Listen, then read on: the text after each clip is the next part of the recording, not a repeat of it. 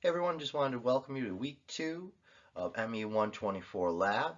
So this is going to be your second lecture, and in this lecture here we're going to cover the material that you'll be working on in your first lab, Lab 1A, the Photoelasticity lab.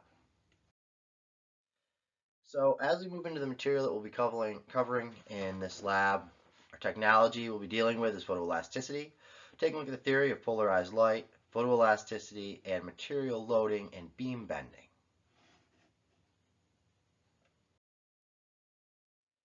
So as we discuss light, one of the topics we're going to look at is electromagnetic waves. So we have an electric field E and a magnetic field H. Things are being moving at the speed of light, which we denote as c, and the wavelengths we're dealing with here are between 400 and 800 nanometers. So here's our wavelength down here. We have our amplitudes, we have our velocities over here along a z-axis. So if we're thinking about light and air, which is typically what we're going to be dealing with in these labs, we have c is equal to our velocity, our v, of 3 times 10 to the 10th in units of centimeters per second. So slower in other materials, depending on material, the speed of light will change. And we can talk about our index of refraction. So we have an equation down here for index of refraction. N1 is going to be used for the variable denoting for index of refraction is equal to the speed of air divided by the speed of material. We're talking about variable material V over V1 here. So V1 would be the material. So here we have a diagram on the right. Here's our light moving through air at wavelength here, velocity here. As it goes through some medium, whatever material we're dealing with here, has some V1 velocity. Then we go back, once it leaves the medium, back into air again here with a V. And again, now we look at our index of refraction here. For air, it's N. For our medium, it's N1, which is what we have down here. So these indices of refraction may vary between different materials. Thickness may stay the same, but the material properties are different. We have a retardant here, delta, is given by this relationship T times N2 minus our N1 over here. We can see T is our thickness of the material right over here. Here's our delta term there. Again, our V's, V1 and V for this type of material up here, but down here we have a different material. Even though it's the same thickness, different material, we have a V2 and an N2 associated with that material, whereas in the top material we had a V1 and an N1 associated with it. So now this brings us to the topic of birefringent materials. So certain materials are optically isotropic when unstressed, and they become optically anisotropic when they are stressed. So we'll see different colors change in these, as we can see over here in the right on this. The change in index of refraction is a function of the stress and the strain. So when we're talking about photoelasticity, you can make solid pieces of the same size and the same shape and coat a thin part with a thin layer of this reflectance. You can see this process occurring over here. So now we're going to take a look at plane polarized light. You can use a polarizer to transmit a single wave of light in one plane. So we have down here in our diagram, we can see here's our light source, but then you have this random emission of waves and vibrations contained in various planes. Well, we can send that through this polarizer here, where some are to be transmitted and some are not. And we come off the backside, we can see this one plane of transmitted light right here. So the transmitted wave vibration in the plane P. So just in one plane. Continue on with this topic of plane polarized light.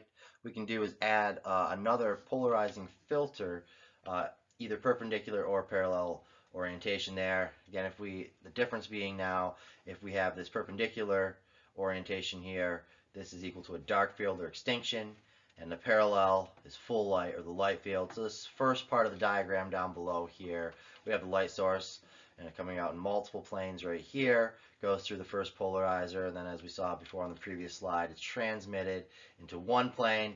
Then we can go through this here and go through our next polarizer here, and we can get the dark field coming out the other side.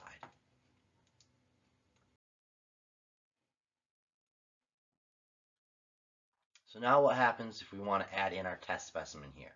So we're going to have some test specimen of a known thickness T here. We're going to have our first polarizer over here, so we have our light source going through this first polarizer. We have our reference angle alpha here. Coming out of this polarizer, we have our polarized light. So this is what's going to enter through our test specimen here, and the opposite side will have what leaves our test specimen there. We can go back through this analyzer A over here and get our results coming out of the other side here. So what does this look like in terms of our diagram here when we apply a strain to our sample? Well, if we have the specimen and we apply a strain to it, we start with our strain at 0 and we apply some certain strain to it later. We want to draw these out separately. Here's our strain of 0. Here's our applied strain right here to our material. Some material here in green of some thickness T. So what happens when we do this, we can see, okay, here's our wavelength coming in here. We have a V1.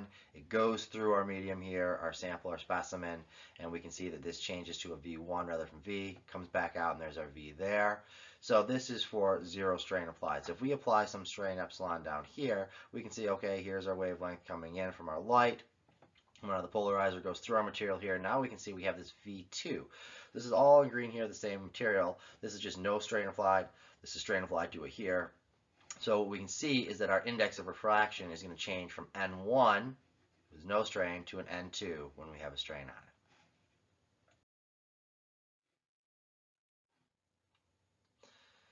So in this diagram here, we can see that in our principal strain direction, our speeds of light are in components of Vx in the x direction and Vy in the y direction there, and our indices of refraction are in Nx and Ny. So we want to break things down in terms of components, and this is going to be based upon our reference angle that we see here of our beta. So what we can see here in this slide is if we want to calculate our delta, or this distance here, our retardation, we have this relationship over here. So the relative retardation between these two different waves is delta is equal to c, our speed of light, times 1 over Vx minus 1 over Vy. Now, we also know this thickness here, t, so we can rewrite this equation and say that delta is equal to t times nx and ny, our indexes of refraction. So as we can see in this diagram here, we have the case if the principal strains are not in plane of polarized light, indices of refraction change in two planes. So we can take a look at our diagram down here, light source going through our polarizers, coming out in one plane, going through our specimen here of known thickness here, some reference angle here of beta, comes out over here. We have our delta that we've just learned how to solve for in the previous slides there, and now it comes out through goes through our analyzer over here, A. We have our interfering components here, and we can see that there's a resulting phase shift. So now let's take a look at some of our key equations here. The first equation we're going to talk about here is Brewster's law, or our stress optics law. So relative change in the indices of refraction are proportional to the difference of the principal strains. This is given by this relationship shown here.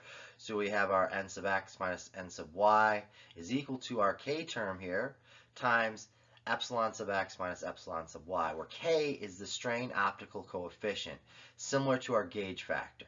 So must be established by calibration, as you will do in Lab 1B. So this is where it kind of leads into why it's important to do the calibration, which we'll be covering in the second portion of the first lab in Lab 1B. So now we have two relationships here. We have our Brewster's law and we have a retardation delta down here. We can combine these two together. If we take a look at Brewster's law here, we can see that n sub x minus n sub y is equal to our k times epsilon x minus epsilon y, whereas in our delta down here, we have delta is equal to t times nx minus ny. So we can see that nx minus ny, according to Brewster's law, is equal to k times epsilon x minus epsilon y. So we can take this term right here, and we can plug it in right here. So that's what we're going to do, is we're going to take that, plug this in down here. What we end up with now is delta is equal to t times k times now epsilon sub x minus epsilon sub y. Now we can rearrange this and solve for epsilon x minus epsilon y here, and when we do that, we end up with this relationship down here, the basic relation for photo stress analysis, where epsilon sub x minus epsilon sub y is equal to delta over tk. So we end up with this relationship right there. So now if we talk about resulting light intensity here, which we can call I here, this will be a function of our delta, our retardation here, and the difference of beta minus alpha, which are these two angle references here between your specimen and your analyzer over here. So there's your beta and there's your alpha right there. So this, if we take a look at our relationship now, our I, or our resulting light intensity, is equal to b squared times the sine squared of 2 times beta minus alpha times the sine squared of pi delta over our wavelength.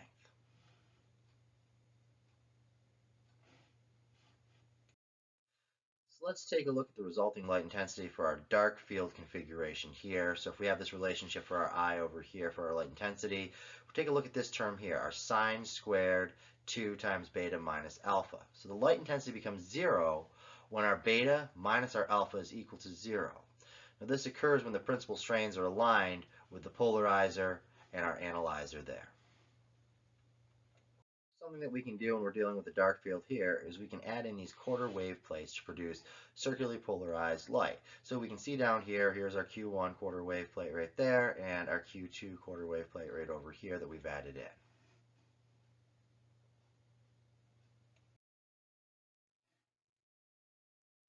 So we can note that light transmission is not affected by direction of principal strains. So we can see down here in our diagram we have our unpolarized light coming in through our linear polarizer. So then coming out of this we have our linearly polarized light going through this quarter wave plate right here, and now we have this left-handed circularly polarized light coming out.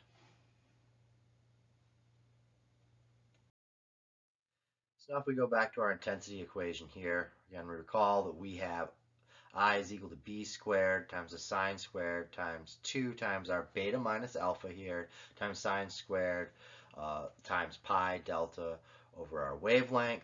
While our angle term does not affect, so we can cross that out. Cross this out here, and what we end up with is this relationship down here where I is equal to beta squared times sine squared times pi delta over our wavelength there. So let's take a look at our dark field configuration. The intensity is given by the following relationship here, where our I sub dark is equal to b squared sine squared pi delta over our wavelength lambda here. So I dark is equal to 0 when our delta is equal to 0, our delta is equal to 1 lambda, our delta is equal to 2 lambda, or our delta is equal to n lambda here, where n is the fringe order. In any of these cases, for delta, we could plug back up into here, and our I sub dark would be equal to 0. So for a given wavelength, our delta is described by the following relationship, that delta is equal to n times our lambda function there, where we have lambda here as our wavelength.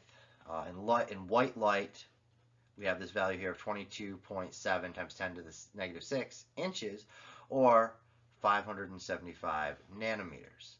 So we have our strain relationship here that we call from before, epsilon sub x minus epsilon sub y is equal to now our delta over tk. Well, now we have an expression for delta. We can replace delta with our n lambda here. When we do that, we end up with this relationship here, epsilon sub x minus epsilon sub y is equal to n times lambda over tk, and this can be reduced further based upon the relationship that for f right here is equal to our lambda divided by k, so we can plug that in here. So now our epsilon sub x minus our epsilon sub y is equal to n times f over t here, or our fringe constant is f. So now if we take a look at our isotropic bi-reinfringent materials, the orientations of the principal strains are the same as the principal stresses. So we have our sigma sub x minus sigma sub y is equal to our n here times our wavelength lambda over tk. Again, this reduces down to n times f sub sigma, where f sub sigma is our fringe constant down here, over t. So any n, or band or color, shows the portion of the element that has the same magnitude of difference between the principal strains or stresses. So now that we've taken the time to go through and look at the dark field configuration, next let's look at the bright field configuration here, wherever I sub light is equal to the expression b squared times cosine squared times pi delta over our lambda term. So I sub light is equal to 0 when the following occurs, when delta is equal to pi over, or to lambda over 2, 3 lambda over 2, or n plus 1/2 lambda, where n is our fringe order there. Now, one of the devices we're going to be using in this lab is our Opticon here. So we can see this in the diagram here. This is a simple loading device where you can use these little screw inputs here to tighten down and apply a load to specified points on our specimen. So here's an image of the Opticon with an actual sample inside here and some loads being applied. So you can see you have these 4 different screws that we can thread in, turn in, and apply 4 loads at 4 different locations on our specimen here. See, once these loads have been applied here, we can see the colors changing within our specimen here. So once we've applied these loads to our specimen here, we can use this relationship that we saw in the previous slides here, where we have our sigma sub x minus sigma sub y is equal to our n times our wavelength over tk, which reduces down to now nf over t. So let's take a look at our fringe order chart shown here. So we have here on the left, we have our color scheme associated with n equals 0, n equals 1, n equals 2, n equals 3, and n equals 4 related to our fringe order there. We can see our color scheme here. For each of these colors, we can see we have a corresponding relative retardation in nanometers and in inches times 10 to the 6, corresponding over here to the fringe order n on the right side there. So we can use this chart in order to get information to plug into those equations. Now what we can see here, here's another sample. We've applied these 4 loads at these 4 locations here, and you can see the corresponding colors that we could go back to that chart in order to get the information from. Another sample shown here again. See the 2 loads being applied close up here, and now we can see these colors coming out here, which again we could go back to that same fringe order chart. So this leads us into the actual lab that you're going to be doing next week.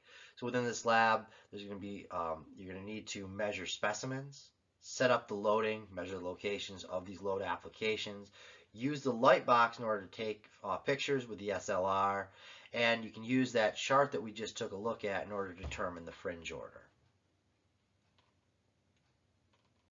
So for the analysis portion of this lab, we're going to need to draw shear and moment diagrams of each loading condition. We're going to observe fringe order spacing relative to cross section. You use your knowledge of normal and shear stress at cross sections in the beams, stress concentrations, etc. You can describe why the fringe pattern is or is not like the theory, and describe what is happening near points of load, applications, and why. So here's another image from the SLR here of a sample where we now have these 2 notches inside of this here. With any of these specimens, one of the things we mentioned that we're going to need to do in this lab is to take measurements, know the overall dimensions. So we can take the information we can see here and the known dimensions and location of these loads. So for our specimen here, we have those 2 notches. We have the known dimensions, thickness, the height, the distance between those 2 notches, the radius of the notches here, which we can measure. We can have this equation here, our sigma is equal to our mc over a, or 6m over bh squared here. Again, there's our h and there's our h and there's our b right there. We can see down here on our x-axis we have our r over h, where we now can get our case of t out of this here, and we choose the curve based upon our h over h ratio from our measured dimensions of our specimen.